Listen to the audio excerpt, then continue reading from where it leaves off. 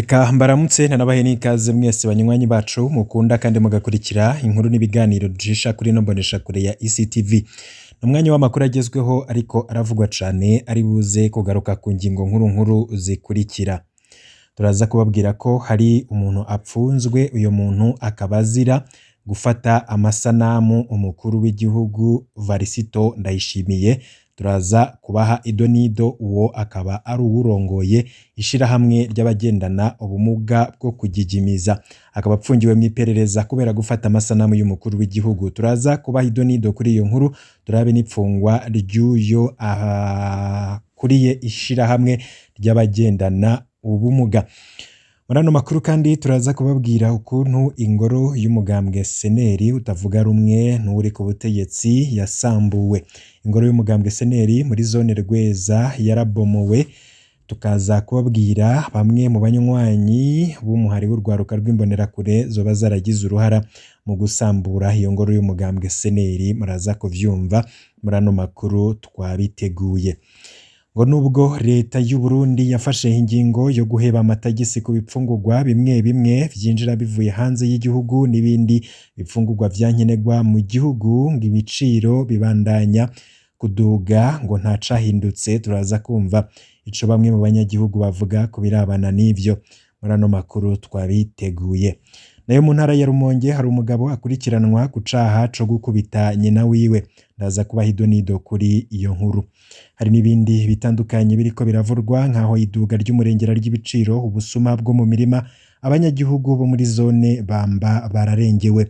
Turaza kubabwira ivyo abo banyagihugu bariko barahura navyo ivyago muri ano makuru twabiteguye. N'ayandi makuru menshi cane nakubwiye mu mfunyapfunyiro aza kuyakurikira mu buryo bw'idonido.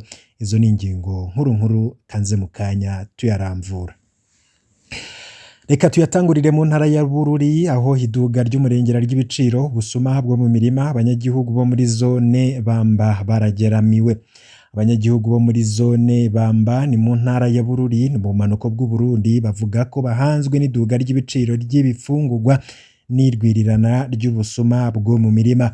Amasoko yaho nyene avuga ko ari cane imitumba ya Jungwe, Muremera, Gasigati, Muyange na Rushemeza ikorwa ko ubusuma bwisubiriza mu mirima no mu mazu. Abanyagihugu bakaba basaba abajejwe intwaro gufata ingingo zo kugwanya ubwo bukozi bw'ikibi. Abantu bataramenyekana bariba ivyo bahuye vyose bariko bararengana. Bariba ivyimburwa mu mirima, ibipfungurwa, amafaranga n'ibitungwa bito bito mu mazu. Abanyagihugu barababazwa nuko nubwo batabaza abapolisi bo ku kirindiro ca zone Bamba hamwe n'abajejwe intwaro atangingo n'imwe irafatwa mu ntumbero yo gutuza ubwo bubisha gushika ubu. Abo banyagihugu bemeza ko ubwo busuma bwisubiriza bwoba buva ku bukene buri mu miryango, bikunyurwa n'iduga ry'ibiciro vy'ibifungurwa mu mabotike no kw'isoko ya komine Bururi. Muri iyo zone ya Bamba abanyagihugu bahora batunzwe mu bisanzwe n'ivyo bimbura, bahora bagereka ko ivyo basuma mu masoko no mu mabotike. Ikibabaje iduga rirenze urugero ry'ibiciro bituma ibintu vyunyuka mu miryango itagira handi yisahiriza atari mu vyo irima, niko abanyagihugu basigura. Iduga ry'ibiciro riribonekeza kandi kw'isoko yo ku mugwa mukuru w'intara ya Bururi. Ayo masoko nyene yemeza ko ibiciro vy'ivyo bipfungurwa vyiyongereye ko amafaranga 200 ku giciro vyagurishwa ko mu kwezi guheze muri iyo soko yo ku mugwa mukuru w'intara. Iyo miryango myinshi hamwe n'abakozi ba leta babeshejweho n'ivyo basuma mw'isoko hamwe n'abandi batishoboye birabagora kubaho. Ubwo busuma bukaba buriko buravugwa mu gihe umukuru w'igihugu Varisito Ndayishimiye yaheruka kuvuga ko abarundi atanzara bafise kuko ngo abantu bararima ivyo barimye bikumira mu mirima atawubikorako. Perezida ati mu Burundi nta nzara ihari, nta bukene buhari. Ivyo twarabibashikirije mu makuru yacu twabashikirije ubuheruka.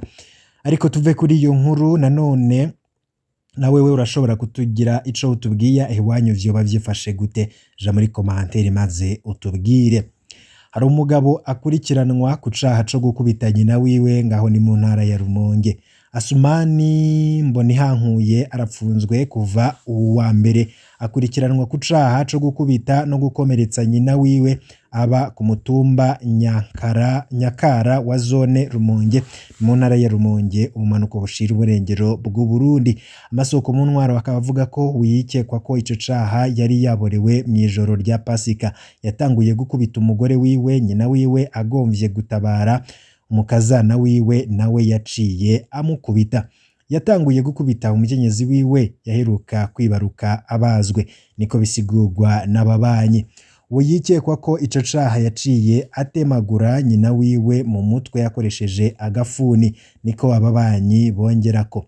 Uwo yatemaguwe akaba yararavye imbere yo kujanwa ku bitaro bikuru vya Rumonge aho ariko aravurirwa. Ababanyi b'uwo muryango hamwe n'abajejwe intwaro ku rwego rwo hasi bakaba basaba ubutungane guhana bwivuye inyuma uwo mugabo mu ntumbero yo gukinga ubundi bubisha nk'ubwo. Asumani Mbonihankuye akaba apfungiwe mu gasho k'igipolisi kaho mu Rumonge kuva kuri uyu wa mbere. Leta y'u Burundi yafashe ingingo yo guheba amatagisi ku bifungurwa bimwe bimwe vyinjira bivuye hanze y'igihugu. Leta y'u Burundi ikaba yarafashe ingingo yo gukura amatagisi ku bidandazwa vya nkenerwa nk'umuceri, ibiharage, intete z'ibigori, isukari n'ibindi biciye mu itangazo ryo kuwa 30 Ntwarante 2023 umushikiranganji mu byo bujejwe harimwo ikigega ca leta bwatangaje ko ivyo bifungurwa bikuweko itagisi ingana na 1.5 kw'ijana. Iyo ngingo ikaba ishimwa n'abadandaza twabajije bafise ubwoba ko iyo ngingo itazohindura kinini ku isoko. Iyo ngingo y'ubushikiranganji ije nk'inyishu ishobora guhagarika ibiciro vy'ivyo bifungurwa kubw'ubushikiranganji bujejwe ikigega ca leta. Abadandaza bakiriye neza iyo ngingo ku bwabo ibidandazwa bitandukanye ubu bizoboneka ku masoko, bakaba basaba leta ko iyo ngingo yofatwa no ku bindi bidandazwa. Abaguzi bobo bafise amakenga ntibizeye ko hari kinini kizohinduka. Bamwe mu banonosoye ivy'ubutunzi bibaza ko nabo ko iyi ngingo yo guheba amakori ku bidandazwa bimwe bimwe ishobora guhindura uko ibintu vyifashe ariko atari ukumanura ibiciro uko vyipfuzwa. Iyo ngingo izofasha ahubwo mu gusahiriza umwimbu mu gihugu, niko bamwe mu bagize umwihwezo bavuga. Abahinga mu vy'ubutunzi babona ko kugira ngo ibiciro bigabanuke ku masoko hategerezwa kuba politike y'igihugu yo kugwiza ubwimbu hagati mu gihugu. Nubwo biruko abo bahinga bakaba babona ko hakenewe vyihuta izindi ngingo mperekeza kugira ngo iyo ngingo ya leta igire ico ifashije cukuri. Tukiriko turavuga kuri ivyo ariko nanone bamwe mu banyagihugu bavuga ko nubwo hagiye harafatwa ingingo z'uko ibiciro kuri bimwe mu vyankenerwa bigabanurwa, ariko nanone bakabona ko ata kinini ivyo biza biriko birafasha ku masoko, kuko nanone ngo nubwo hari amakora aheruka gukurwa ku bifungurwa biva hanze n'ubu ntibirazimbuka ku isoko. Ku masoko atandukanye mu gisagara ca Bujumbura hakaba kuri uyu wa 12 Ndamukiza 2023 abadandaza twayaze bakaba bamenyesha ko ibiciro bikiri hejuru cane ku bifungurwa vyankenerwa bigizwe n'umuceri, ibiharage, ubufu n'amavuta. Abo twasanze ku isoko yo kuri Kotebu no kwa Siyoni baremeza ko nk'umuceri bita umutanzania ari nawo benshi bakunda cane abifise bavuga ko umufuko w'ibiro 25 wahora urangurwa 130 vy'amarundi haraheze nk'ukwezi kumwe ugeze ku 170 y'amarundi. Ivyo bigatuma ariko kugurishwa hagati y'ibihumbi ikiro kigurishwa hagati y'ibihumbi 6 n'ibihumbi 7 mu gihe usanzwe urimwa mu Burundi uriko ikiro kigugwa ayari hagati y'ibihumbi 3,800 n'ibihumbi 4,200 y'amarundi ari muke cane utaboneka ku isoko. Ariko ico cizere bafise ngo nka hamwe leta yoshira mu ngiro rya tegeko ryo gukura amakori ku bifungurwa biva hanze y'igihugu ngo ntaco buza ibiciro kugabanuka.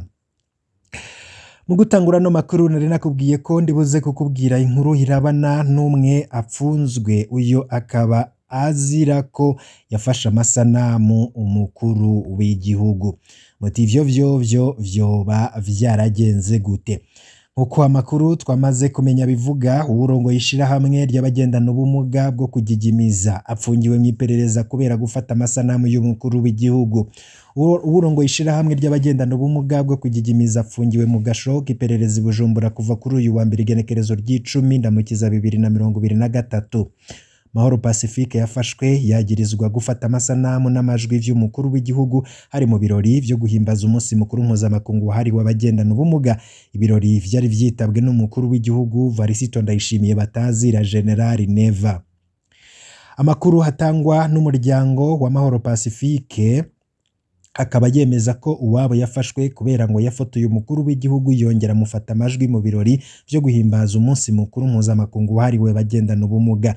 Mahoro Pacifique yafashwe n'iperereza muri kino gihe akaba barizwa mu gasho k'ivyo biro kari mu gisagara ca Bujumbura. Abaryango ba Mahoro Pacifique bakaba basaba ubutungane kumurekura kuko atacaha kirimwo kuba yarafashe amasanamu y'umukuru w'igihugu hamwe n'amajwi yiwe mu gihe yariko ashikiriza ijambo abanyagihugu, ndetse ngo wabo yari muri komite y'abateguye urubanza rw'ivyo birori. Akaba rero apfungiwe mu gasho k'iperereza arazira kuba yarafashe amasanamu umukuru w'igihugu Generali Neva. Banywanyi bacu, izo ni zimwe mu nkuru ziba zigezweho zivugwa cane mu binyamakuru n'ibindi biba vyagiye biragaruka ko irya nino. Wifuza kuraja uba mu bambere bashikirwa n'amakuru n'ibiganiro mwene nk'ibi, urafyonda kuri subscribe. Mu gutangura no makuru nari nakubwiye ko ndibuze kugushikiriza inkuru irabana n'ukuntu ingoro y'umugambwe Seneri yasambuwe. Reka tubashikirize ino nkuru nayone tubabwire ukuntu vyoba vyifashe.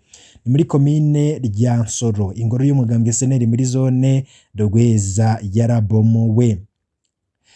Ntivyari biherutse ivyo kubomora ingoro z'imigambwe itavuga rumwe na CNDD-FDD. Ijoro ryo kuwa mbere rishira kuwa kabiri, ingoro ya Seneri muri zone Rweza ya komine Ryansoro yarabomowe. Umunyagihugu waho yanditse ati: amahoro, turifuza ko mwodufasha gushira habona ivyadushikiye muri Seneri. Ingoro y'umugambwe Seneri ya zone Rweza muri komine Ryansoro mu ntara ya Gitega ikaba iri ku mutumba Ngaruzwa yarabomowe n'abantu bataramenyekana mu ijoro ryo kuwa 11 z'ukwezi kwa 4 2023, mu gihe hari hasanzwe icuka kibi hagati y'abatware b'umutumba Ngaruzwa, urwaruka rw'imbonerakure hamwe n'abanywanyi b'umugambwe Seneri. Kuwa gatandatu z'ukwezi kwa 4 2023, abanywanyi ba Seneri barapfunzwe bagirizwa gukubita umukuru w'umutumba Ngaruzwa. Ivyo navyo bikaba vyabaye inyuma yaho abanywanyi ba Seneri basabwe guhagarika inama yariko ibera muri iyo ngoro yaraye ibomowe. Akaba hari kuwa 25 ukwezi kwa 3 2023. Umukuru w'umutumba Ngaruzwa yari yayihagaritse, akaba avuga ko itemewe n'amategeko ngo kubera itasabiwe uruhusha. Abanywanyi ba Seneri bakaba basaba ko intwaro n'abajejwe umutekano bufasha kurondera ababomoye iyo ngoro yabo bagahanwa hisunzwe amategeko. N'intureka zikunda gukomera iyo himirije amatora. Mu gihe turiko turatera twegereza 2025, biraboneka ko ariko haratangura ivyo gushamirana. Abategetsi boraba bakabituza, abanyamigambwe bakaronka umwidegemvyo co kimwe mu gihugu. Aba CNDD-FDD ntibakwiriye kwiganzira uburenganzira bw'amanama n'amakoraniro uko bashatse, mu gihe abandi babuzwa no kugirira inama mu ngoro zabo. Reka dusozere hano makuru twari twarabateguriye ngaha kuri no nkuru nyene ivugwa kuri Seneri. Ariko nanone wifuza kuraje uba mu mbere bashikirwa n'amakuru n'ibiganiro mwene nk'ibi dushikiriza umunota ku yundi, urafyonda kuri subscribe kugira turaje turashirako inkuru igushikire mu bambere. Yo baba dukurikira muri mu mahanga, namwe mwese mutwumviriza muri imbere mu gihugu, mwese turakenguruka ku ntererano yanyu muduha. Mwese rero muze murasangiza n'abandi bakurikira zino nkuru bazikurikire kugira bamenye ibiriko biravugwa mu gihugu c'u Burundi ndetse n'ibivugwa mu karere. Ibihe vyiza kuri mwese nivyo ndabipfurije, mu kanya ndaza mbashikiriza n'ibindi bitandukanye biriko biragarukwako cane, iyo vyagiye biravugwa mu binyamakuru, ku mbuga ngurukana bumenyi n'ibindi vyinshi biba vyagiye biratangazwa n'amasoko yacu atandukanye, turavyegeranya mukabikurikira ido n'ido.